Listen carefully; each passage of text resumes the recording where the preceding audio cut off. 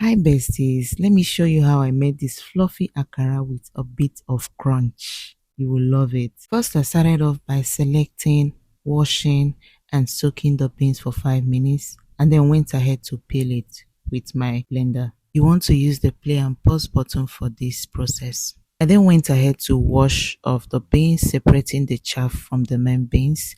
I repeated this process over and over again until the beans was thoroughly washed. This process took me about 20 to 30 minutes because I was making a large quantity of akara. Now after I was done washing, as you can see the beans was thoroughly washed, the chaff is separated from the beans. I then added a little water to the blender and added the batch of beans that I was about to blend, added some pepper, scotch bonnet and some onions to that and went ahead to blend the beans. Blending in small batches and adding very little water to your beans is the secret, one of the secrets to making the delicious perfect akara. By the time I was done blending, this is the consistency of my bean batter.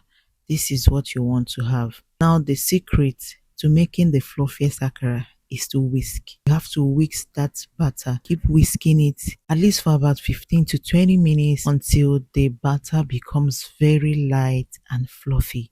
That is what you want. Now the secret to the crunchiness is adding baking powder to this batter. And for the quantity that I was making, I added just a teaspoon to it. And then I went ahead to add some onions, added some pepper, that is scotch bonnet, and added some salt to this. Akara does not need too much. I then went ahead to mix everything together, mix it properly.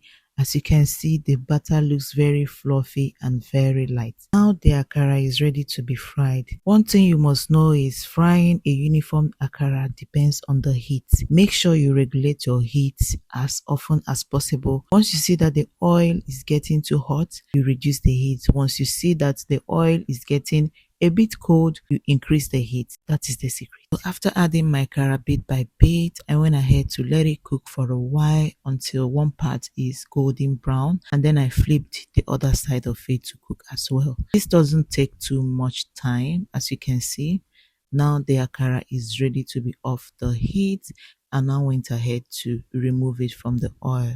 I repeated the same process for the remaining batches until I was done frying the akara. As you can see, the akara is golden brown, looking so nice, well done and properly cooked. So that is how you make the fluffiest akara with a bit of crunch. Look at that yumminess, look at that beauty. So gorgeous and tasty. Very, very yummy, no cap. Thank you all so much for your support, for your follow. Thank you for sharing my videos. Thank you also for watching, and I will see you guys on my next video. Have an amazing day. Bye.